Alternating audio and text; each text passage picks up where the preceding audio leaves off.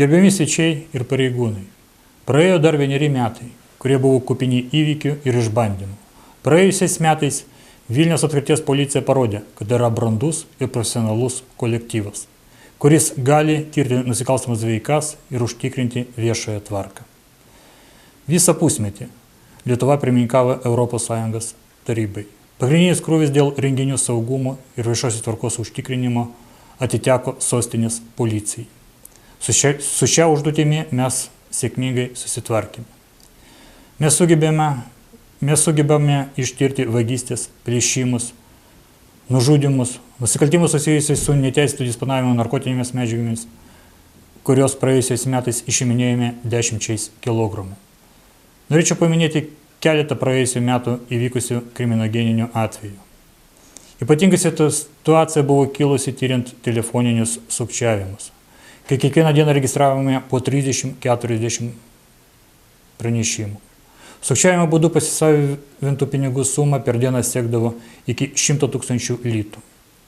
Tik susitelkus pajėgas viduje, bendradarbiaujant su kitomis policijos įstaigomis ir kalėjimų departamentu, pavyko stabilizuoti situaciją.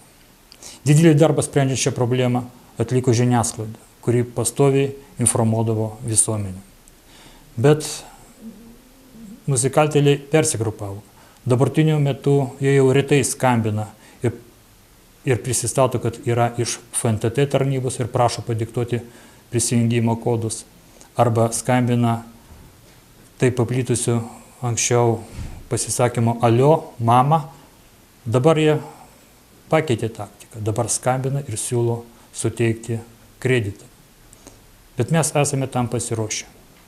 Kita ypatinga situacija, su kuria susidurime praeitų metų rudenį, tai buvo vagystės iš gyvenamųjų namų. Kiekvieną dieną registravome nuo 4 iki 6 nusikaltimų. Tam, kad išaiškinti šios nusikaltimus, koordinavome veiksmus tarp saugos tarnybų, saugios kaiminystės bendruomenių. Greitai pasiekėme rezultatą, sulaikėme 2 organizuotos nusikalstamos grupės.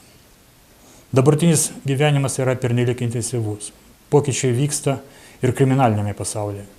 Asmenys darantis nusikalstamas veikas tampa intelektualesni bei išradingesni. Tačiau mes, Vilniaus apskrities policija, esame tam pasiruošę.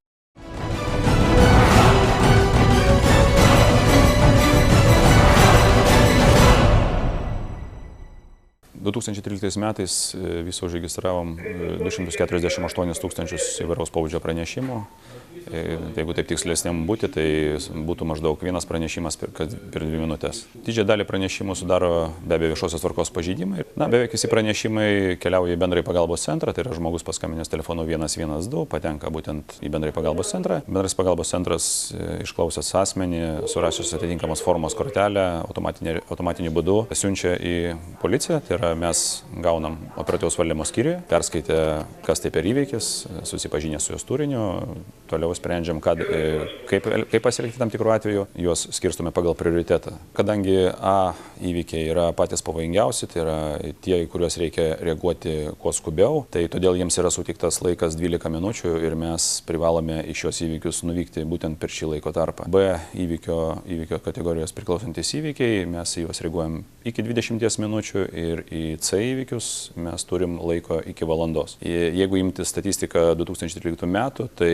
20 000 įvykių viso buvo nepasitvirtinusių, tai yra žmonės pranešė apie vienokią ar kitokią veiką, arba melavo mums, arba dėl kitų priežasčių mes nuvykę į vietą nerasdom to, kas buvo mums pranešama.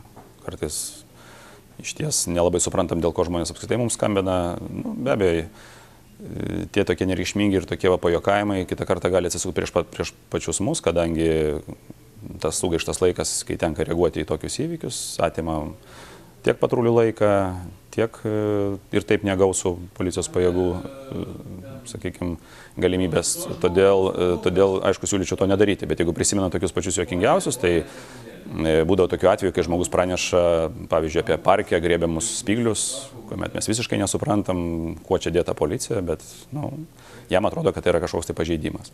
Iš tokių juokingesnių, tai neperseniausiai buvo pranešimas, kaip vonioj pilietis pas jį atsirado kažkokiu būdu krokodilas. Šiai dienai viso mes turime Vilniaus mieste įrengtas 95 vaizdo stebėjimo kameras. Didžiąją dalim jos visos yra įdiegtos Vilniaus miesto centre, senamiestyje, keliose avaringiausiose miesto sankryžose ir be abejo Romų tabore. Kalbant apie 2013 metų rezultatus, tai jų pagalba mes užfiksavom 1100 įvairaus pobūdžio įvykių, teisės pažeidimų, nusikalstamų veikų, buvo sulaikyti 1200 juos įvykdžiusių asmenų. 2014 metais yra numatyta jų atnaujinimas ir plėtra, tai yra kameros bus įdiegtos tose vietose, kur iki šios dienos jų nėra buvę, be abejo jos bus pažengusios tiek technologiškai, nes šiai dienai esančiam kamerom jau yra 10 metų, jos jau yra ir morališkai jau pasenusios. Ir todėl mes labai tikimės, kad įdiegtos naujosios kameros turės papildomas galimybės, kurių dėka mes, aišku, galėsim užfiksuoti, greičiau sulaikyti juos nusikaltimus ir teisės pažeidimus padariusius asmenis. Visi renginiai stebimi būtent mūsų vaizdo stebėjimo kameromis. Ir jų pagalba mes galim taipogi vykdyti prevencinį darbą, tai yra iš anksto pažiūrėti vietas, kur vyks renginiai, pasižiūrėti, sakykime, iš anksto žinomose vietose, kaip yra rengiamasi tam vienam ar kitam renginiui, kas ten yra vykdoma, kokie darbai atliekami ir kita mums svarbi informacija.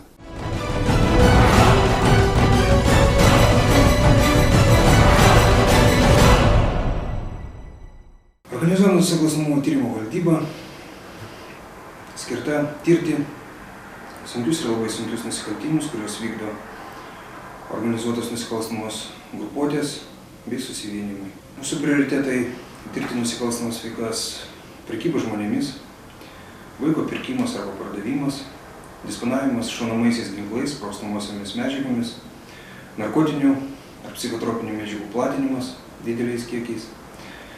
Taip pat neformalių grupuočių veikla, kelianti visuomeniai pavojų. 2012 bei 2013 metais Vilniaus apskrityje veikia apie 12 skirtingų lygių nusikalstamų grupuočių. Šiuo metu likę 7 skirtingo lygio nusikalstamos grupuotės. Jų atžvilgių tyrimai tęsiami ir toliau. Valdyboje buvo tirta apie 550 nusikalstamų veikų. Pateikti įtarimai 378 asmenims. Suimta buvo 112 asmenų. Perduota į teismą apie 190 asmenų. Taip pat apribota teisė į nekilnojamą turtą beveik 1 300 000 litų. Taip pat galim pasigirti sudavę smūgius asmenims, kurie tiekė į Vilniaus apskritį narkotinės medžiagas. Buvo rasta ir išimta iš neteisėtos apyvartos apie 12 kg heroino, apytiksliai apie 1 200 000 litų sumai, kanapių ir jų dalių apie 25 kg, suma siekia 1 milijoną litų. Taip pat kanapių dirvos apie pusę kilogramo, amfetamino ir metamfetamino apie 6 kg. Apytiksliai apie 400 000 litų sumai.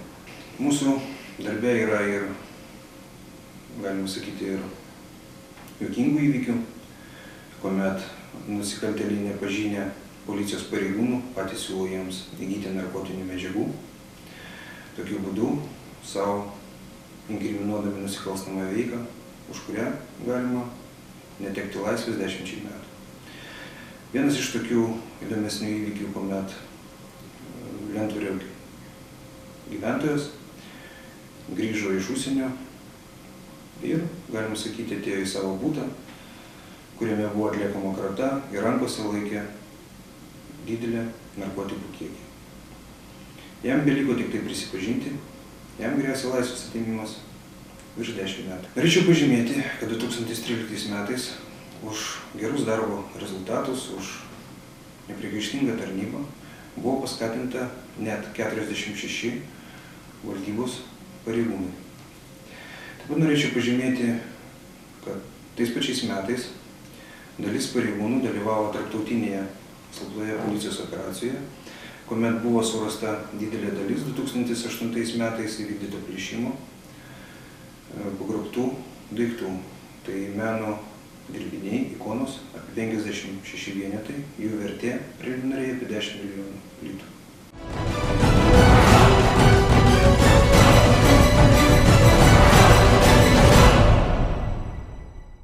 Švenčionių rajono išskirtinumas galbūt yra tame, kad tai yra vienas iš rajonų, kuris turi su kaimyninės Baltarusijos Respublikos, su kaimyninė Baltarusijos Respublika 100 km valstybinė siena.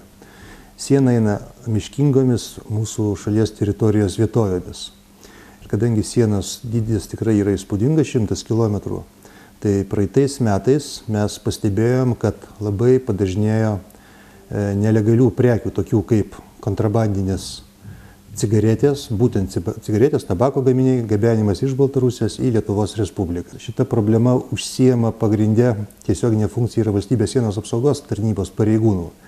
Tačiau tos prekės, kurios praėjo pro sieną, jos dažniausiai yra gabenamos į didmiesčius. Tai yra į Vilniaus, į Kauno, į kitus Lietuvos didmiesčius. Mūsų policijos pareigūnams dirbant pavyko sulaikyti ne vieną atvejį stambios cigarečių kontrabandos gabenimo atveju. Per 2013 metus buvo sulaikyta kontrabandinių prekių tikrai ne vienas atvejis. Jeigu būtų tiksliam, tai mūsų pareigūnam pavyko sulaikyti 32 atvejus. Tačiau iš tų 32 išskirčiau galbūt 6 kontrabandinių cigarečių gabenimo atvejus. Tai atvejai, kurių metu buvo sulaikyti dideli kiekiai kontrabandinių cigarečių.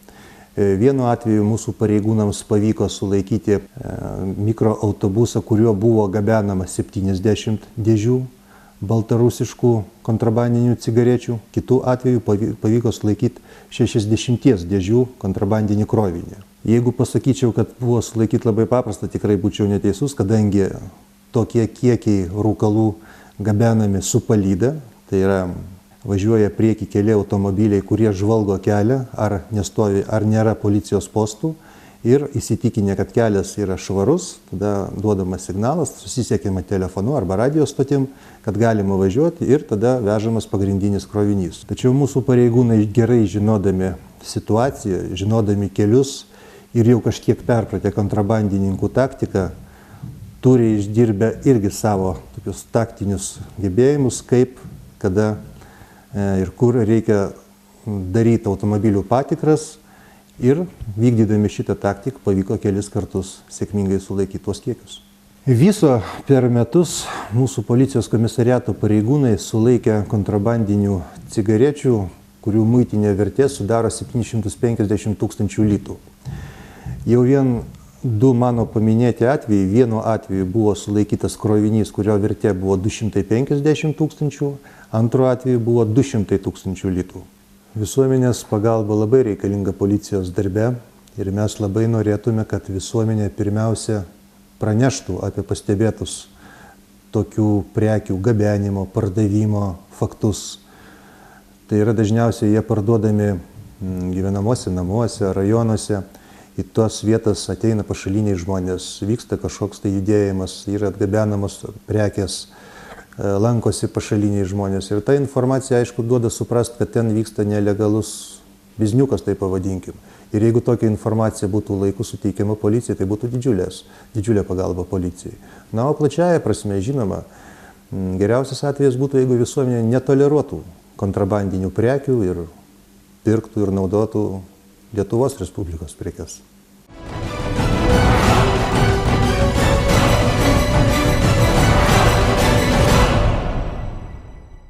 Praeiti metai mums buvo, kalbant apie veiklą Romų tabore, tokie gana išskirtiniai, nes tikrai labai daug pastangų dėjome į narkotikų prekybos mažinimą. Ir jeigu lygint su ankstesniais metais, tai tikrai rezultatai yra visiškai kitokie.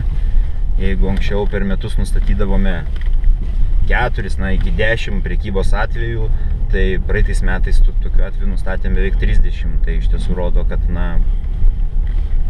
kad dedam tikrai žymiai didesnės pastangas negu anksčiau, siekiant ne kovoti su pasiekmėm, tai yra su pačiais tais vartotojais narkotikų, bet su priežastimis, tai yra su narkotinių medžiagų platinimu. Kalbant apie antrą policijos komisariatą, tai tikrai turbūt nesam visų 100 narkotikų sudėję į vieną vietą ir juos pasvėrę, nustatę, bet aš manau, kad turbūt kalba turėtų eiti jau apie kilogramus. Kalbant apie heroiną, bendroji sumoje, taip skaičiuojant visus metus. Yra viena šeima, kurią kratėm turbūt per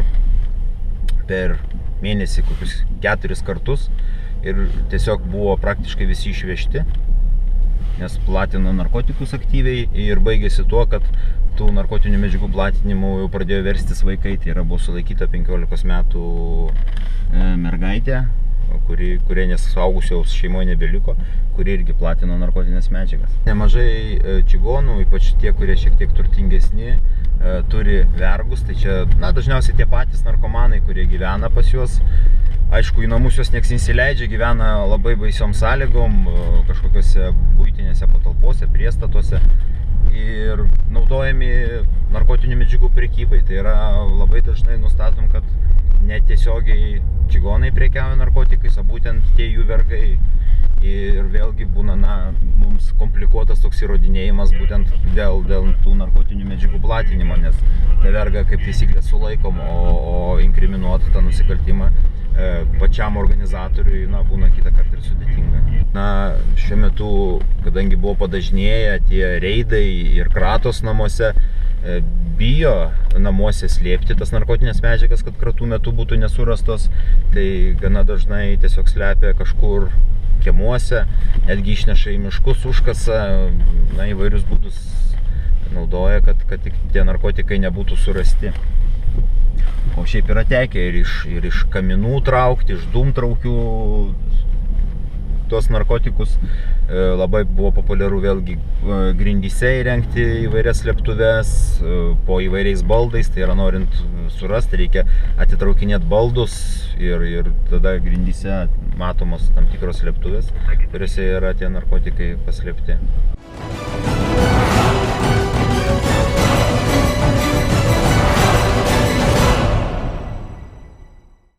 2013 metais aktyvaus ir kryptingo darbo dėka buvo sulaikytos 2 atskiros grupuotės, gerai organizuotos grupuotės, kurios darė vagystes iš gyvenamųjų namų, buvo gerai apsirūpinusios techniniam priemonėm. Šiuo metu jos įtariamieji uždaryti į Lukiškių tardymo izoliatorių kalėjimą. Vyksta įrodymų rinkimas, vyksta ikiteisminiai tyrimai. Be to mes aktyviai vykdom ir prevencinį darbą, prevencinę veiklą, gyventojus nuolat agituojam kurti saugios kaiminystės bendrijas. Pastebėta, kad tose vietovėse, tose rajonuose, kur aktyviai veikia saugios kaiminystės bendrijos, kur gyventojai tarpusavį aktyviai bendrauja, bendradarbiauja, su policija palaiko ryšį, tose rajonuose ženkliai sumažėja ne tik vagysčių iš gyvenamųjų namų, bet ir kitų teisės pažeidimų, kitų nusikaltimų, ir tos saugios kaiminystės bendrijos tikrai pasiteisina. Vagystės iš gyvenamųjų patalpų vis dažniau daro ne pavieniai asmenys, o gerai organizuotos nusikalstamos grupės, kuriuose vyrauja griežtas vaidmenų pasiskirstimas. Tos grupuotės apsirūpinusios įvairiom techniniam priemonėm. Vieni grupuotės nariai seka, stebi gyventoją, jo gyvenimo būdą, įpročius, kiti daro patį nusikaltimą, pačią vagystę, įsibrovimą. Treti grupuotės nariai realizuoja pagrobtą turtą. Tai tokia standartinė gerai organizuotos grupės. Vagystės iš gyvenamųjų patalpų dažniausiai padaromos įsibraunant per duris, per langus, išlaužus plastikinių langų konstrukcijos rėmą. Tai vyrauja toks įsibrovimo būdas, jisai gan lengvai įvaldomas nusikaltėlių, nusikaltėliai žino, kad labai greitai galima tai padaryti, žinant, kur reikia paspausti, kur reikia išlaužti. Be to mes pastebim, kad gyventojai dažnai tiesiog lengvabūdiškai žiūri į savo turto apsaugą. Neužrakina būtų durų nakčiai, palieka nenuleistas apsauginės žaliuzės, tarkim, neįjungia apsaugos signalizacijų iš sistemų išvykę iš namų. Tai va, tos pagrindinės gyventojų daromos klaidos, dėl kurių dalis padaromos šitų nusikaltimų ir kaip galima būtų išvengti, nedarant šitų klaidų. 2014 metais, kalbant apie vagystės iš gyvenamųjų patalpų, mūsų laukia nauji iššūkiai, kadangi šiais metais planuojama iš įkalinimo įstaigų į laisvę paleisti nemažai asmenų, kurie buvo anksčiau teisti už šios nusikaltimus. Mes stebim tą situaciją, mes manom, kad dalis tų nusikaltėlių vėl grįž prie šitos veiklos, todėl mes manom, kad prevencinė veikla, kriminalinė žvalgyba šiais metais bus aktyviai vykdoma būtent dėl šitų nusikaltimų išaiškinimo arba užkardinimo.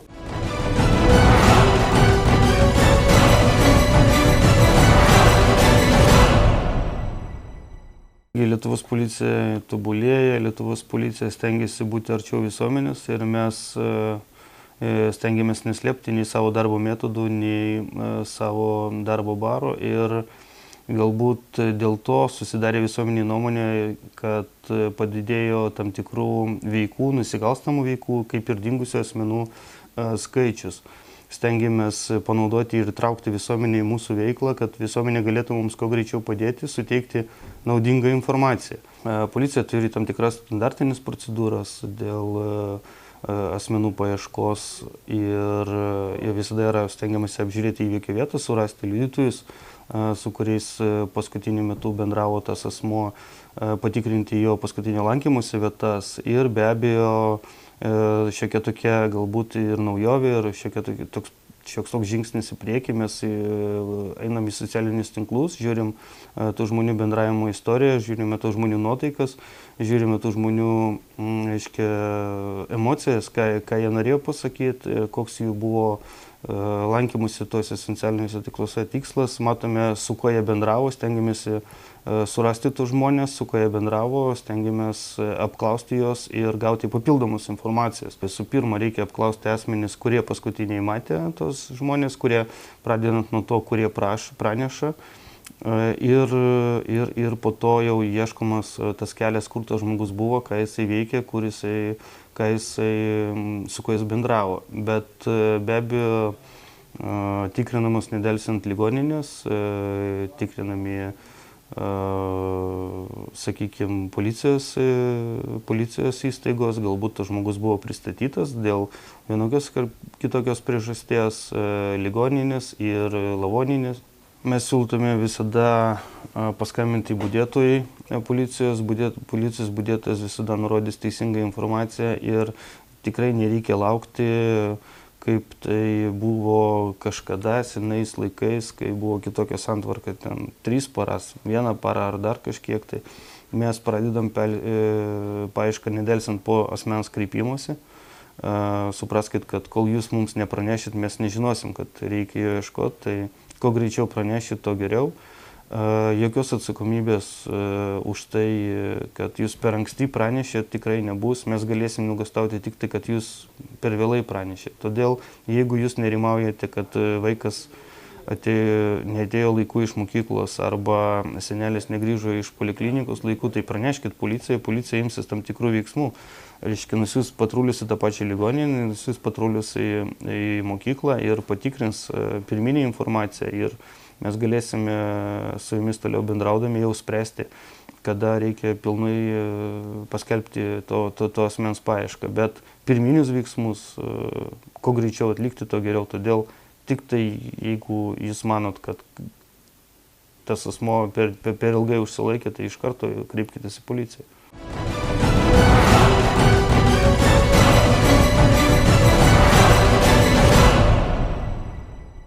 Vilnius yra šalies sostinė ir pasižymė tikrai masinių renginių gausa, tačiau 2013 metai tikrai buvo išskirtiniai, kalbėdami apie masinius renginius. Būtent pirmininkavimo renginiai, būtent eitynės už lygybę, taip pat futbolo rungtynės. Lietuvos pirmininkavimas Europos Sąjungos tarybai tikrai buvo didelis iššūkis Lietuvos ir Vilniaus policijai. Tikrai žinojome, kad bus renginys pakankamai sudėtingas dėl aukšto lygio užsienio svečių delegacijų vizitų, dėl objektų ir dėl žiniasklaidos dėmesio. Todėl iš anksto ruošiamės tam renginiui. Žinoma, pagrindinis elementas yra žmonės, policijos pareigūnai, tačiau šiais laikais be specialiosios policijos technikos tokių renginių saugumą užtikrinti būtų sudėtinga. Todėl pirmininkavimo laikotarpiu naudojamės valstybės sienos apsaugos sraigtasparnių, mūsų nepilotuojama skraidyklė su vaizdo kamera aplinkai iš oro stebėti. Turima policijos vadavietė, kurioje yra įrengta vaizdo stebėjimo ir šiuolaikinė komunikacijos sistemos, faktiškai pirmininkavimo laikotarpiu buvo naudojama nuolat. Lietuvos gėjų lygos organizuotos eitynės už lygybę dar joms neprasidėjus ir metų pradžioje tikrai sukėlė didelį visuomenės ažiotažą. Žinojome, kad būtent šiuo renginiu gali pasinaudoti žmonės, norintys atkreipti į save dėmesį. Žinoma, iš anksto tam rengėmės. Nuolat stebėjome viešąją erdvę, socialinius tinklus.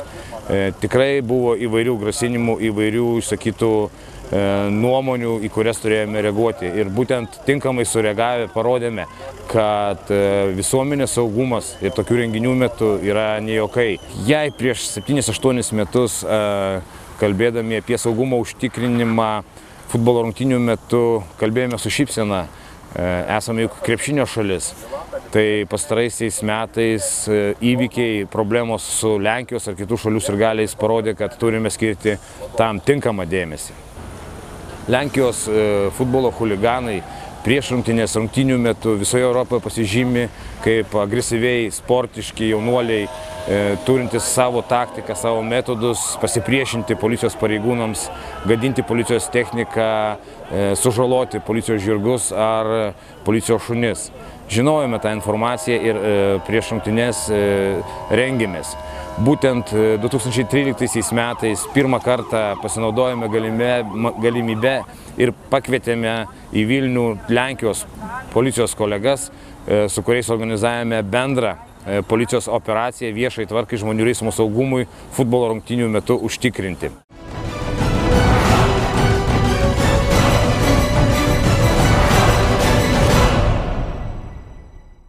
2013 metai Vilniaus apskrities kelių policijai buvo taip pat įtempti metai, daug darbo įdėjome eismo saugumo srityje. Pagerėjo vienas iš pagrindinių rodiklių, tai yra sumažėjo žuvusiųjų kelyje 20%, tačiau tai didelio džiugesio nekelia, didėja neblaivių vairuotojų skaičius, visi priprato, matyti prie didžiulių baudų, prie konfiskuotų automobilių. Taip pat pavojingas, chuliganiškas vairavimas, tikrai nemažėja atvejų, dirbome ir dirbsime šioje srityje. Ir kas vienas didžiausių problemų, tai yra pėstieji, nedrausmingi keliuose, dėl ko įvyksta daugiausia, žūsta pėsčiųjų dėl šių eismo įvykių. Ypač tamsiu paros metu, vėl nesegėme atšvaitai, einame ten, kur pakliuvo. Pėsčiųjų perėjose einant pėstieji taip pat nesidairo, neįvertina atvažiuojančio transporto, greičio, atstumo iki jų. Šie metai, 2014 metai, taip pat visose srityse, kas didžiausia mums susirūpiname keliame, taip pat dirbsime. Tai yra su neblaiviais vairuotojais, daug bus prevencinių, policinių priemonių. Dirbsime su vaikais, tai yra iki mokyklinio amžiaus vaikais. Turime saugaus eismo klasę, kas tikrai išugdyti tikimės jaunąją kartą. Taip pat daug bus priemonių su pėsčiaisiais eismo dalyviais. Tai yra kaip ir su vairuotojas nepraleidžiančiais pėsčiųjų, taip ir su pačiais pėsčiaisiais, neseginčiais atšvaitų ir einančiais ten, kur pakliuvo. Pavojingas chuliganiškas vairavimas, tai dirbame mūsų specialiom spalvom nedažyti automobiliai šioje srityje. Taip pat dirbam su pavojingu chuliganišku vairavimu ir pačioje Vilniaus apskrityje. Taip pat aktyvi prevencinė veikla, tai yra su žiniasklaidos priemonėmis pasitelkę dirbsime su tais pačiais pėsčiaisiais. Taip pat norėčiau dar kartą paprašyti, esant progai pėsčiųjų, segėkime atšvaitus, neikime ten, kur pakliuvo. Tamsiu paros metu segėkime liemenis, atšvaitus, eikime prieš atvažiuojančias transporto priemonės. Galų gale gerbkime vieni kitus, kaip pėstieji, taip ir vairuotojai.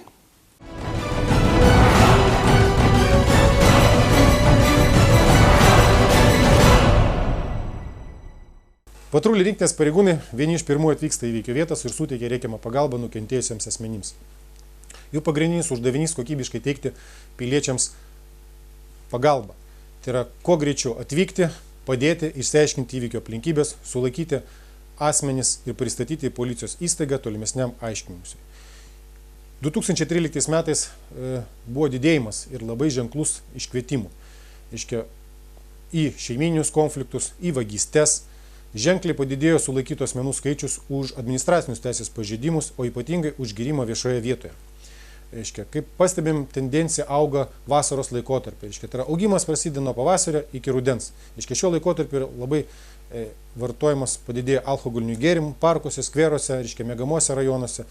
Patruliai reaguoja tos iškvietimus, patys operatyviai sulaikinėja asmenys ir pristato juos į policijos įstaigą. 2013 metais mums pridėjo ir pirmininkavimas ES laikotarpiu. Tai yra, tuo metu mūsų pajėgos buvo sustiprintos ir kas ženkliai lėmė viešosios tvarkos užtikrimą ir tikrai gerą kriminogeninę būklę Vilniaus mieste. Tai yra, sumažėjo kai kurių nusikaltimų, o šiaip sostinės piliečiai buvo tikrai patenkinti ir matė atitinkamą pagausėjimą policijos pajėgų. Nors patrulių rinktinė iki šio laikotarpio nebuvo padidėjęs etatų skaičius ir šiam laikotarpiu mums trūksta apie 90 pareigūnų. Tas skaičius buvo padidėjęs iki 100, bet šiek tiek susikomplektavom. Mums vis tiek jų labai trūksta ir tas skaičius gan palyginti labai ženklus, kadangi mūsų personalo kaita yra labai didelė. Tai yra daug pareigūnų mokosi neakivaizdžiai aukštose mokyklose ir baigia mokslus ir įgyja aukštą išsilavinimą, kandidatuoja į aukštesnės pareigas ir mūsų patrulių rinktinė tai yra kaip kalvė Vilniaus apskrities komisariatams. Per ataskaitinį laikotarpį 32 atvejai buvo užfiksuoti pareigūnų papirkimo. Tai yra, sakysim, jeigu 2012 metais buvo tik tai 21 atvejis, tai jau 2013 metais buvo 32 atvejai.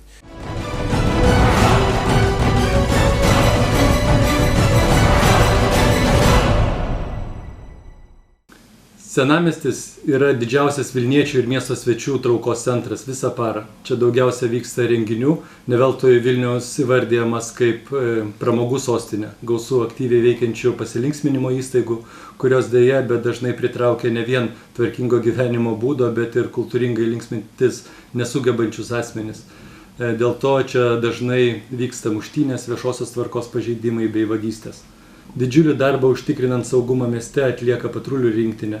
O tam, kad teisės pažeidimų bei nusikaltimų būtų mažiau įvykdoma arba jie išvis nevyktų, milžinišką darbą atlieka policijos komisariatų pareigūnai, skirdami ypatingą dėmesį prevencijai.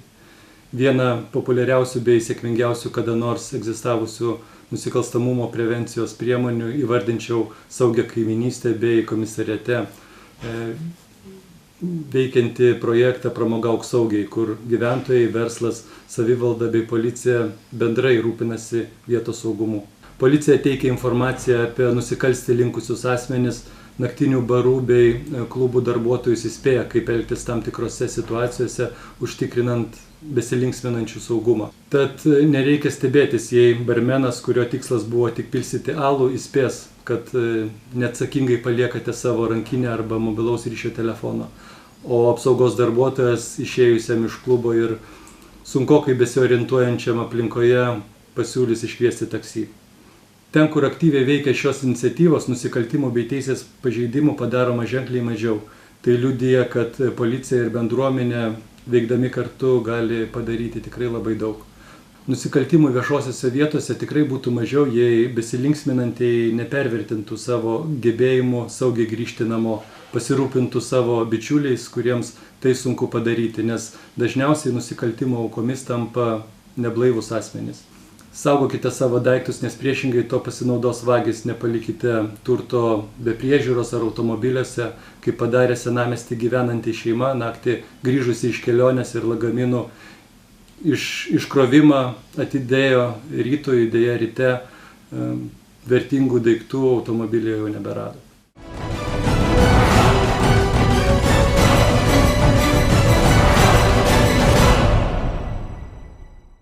Iškvietimų iš tikrųjų gauname labai daug dėl smurto artimoje aplinkoje. Tačiau, sakykime, trečdalis iš jų nepasitvirtina ir nepasitvirtina būtent nenustačiusi būtent smurto artimoje aplinkoje veiksnių. Pats reiškinys turbūt smurtas artimoje aplinkoje, tai, kad vyksta skaudus dalykai tarp pačių artimiausių žmonių, yra labai didelis skaudulys. Ir sunku pagalvoti, kad kažkas tai gali piknaudžiauti. Tačiau tokių atvejų išties yra.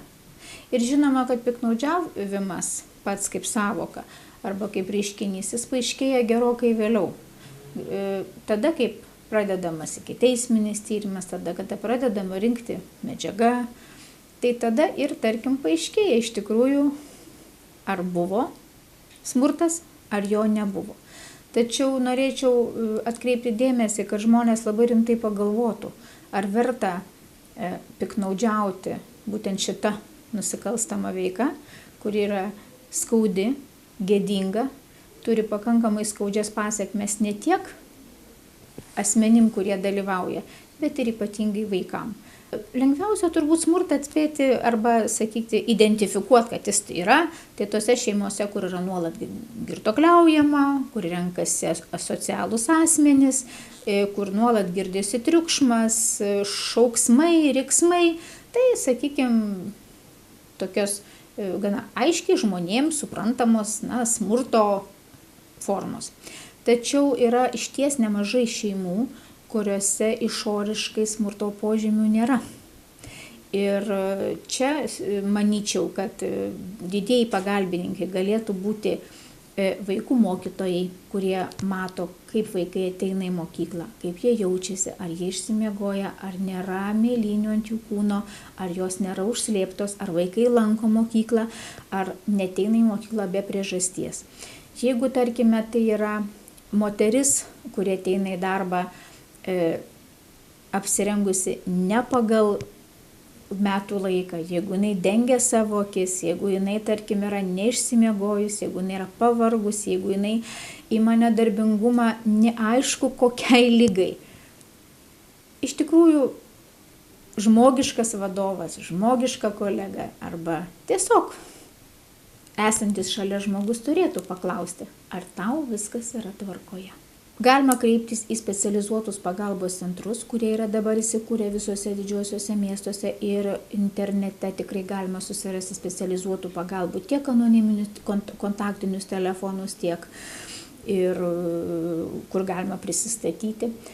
Tikrai galima užeiti į teritorinį policijos komisariatą ir kreiptis pas apylinkės inspektorių pagalbos.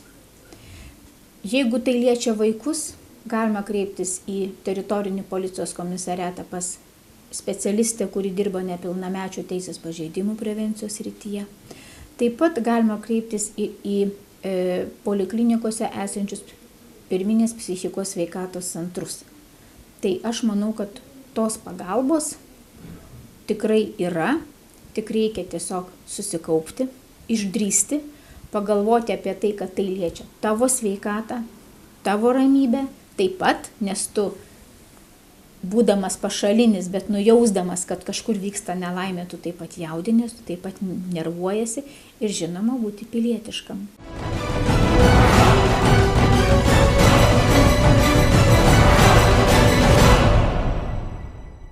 Imuniteto vienas iš pagrindinių uždavinių yra korupcijos mažinimas ir jos reiškinių mažinimas policijoje. Tai yra tyrimi nusikaltimai, kuriuos padarė pareigūnai, prevencija korupcinių apraiškų ir įvairūs švietimas, mokymas, kas liečia su korupcija. Imuniteto skyrius tyria pareigūnų daromus korupcinius nusikaltimus, tai yra piktnaudžiavimas, kyšininkavimas, tai yra, sakykim, dažniausiai pasitaikant yra smulkioji korupcijos forma, tai yra keliuose stovinčių pareigūnų, dirbančių kelyje kyšininkavimas. Kita, vėlgi, dažniausiai pasitaikanti pastaruoju metu ypač nusikaltimų rūšis, tai yra pareigūnų įsitraukimas į akcizais apmokestinamų prekių realizavimą, gabenimą ar netgi pardavimą. Tai yra nusikaltimai susiję su kontrabandinėm cigaretėm. Taip pat pastebimas reiškinys, kaip pareigūnai teikia įvairius asmens duomenys esančius iš policijos duomenų registro suinteresuotiems asmenims. Kyšių davimo formos po truputėlį jau keičiasi ir pareigūnai pastaruoju metu iš tikrųjų atvira forma nebereikalauja iš pažeidėjų, kad jiems duotų ar siūlytų kyšį. Tai jie daro užuomazgomis, verbaliniu būdu, akių žvilgsniais, parašydami įvairius raštelius arba, sakykime, pakartotinai paprašydami techninės apžiūros registracijos liudimo ar netgi duodami paskaityti eismo taisyklių knygutę pažeidėjui, primiktinai nurodydami tam tikrą pažeidimo punktą, kad pažeidėjas suprastų, ką jis yra pažeidęs ir galimai įdėtų į tą skirelį tam tikrą piniginę sumą. Korupcija iš viso latentinis nusikaltimas, kai abi pusės, sakykime, iš tikrųjų yra naudinga vienai duoti kyšį, kitai priimti kyšį. Imuniteto skyriaus veikla rodo tam tikrus rezultatus ir statistiškai natūralu, kad atrodo iš šono, kad tų nusikaltimų daugėja. Tačiau apibendrinant visą situaciją, korupcija po truputėlį keletą laipsnių yra sumažėjusi, pareigūnai labiau vertina užimamas pareigas, labiau vertina savo darbą ir, kaip sakant, nebenori rizikuoti dėl kelių dešimčių litų prarasti savo tarnybą.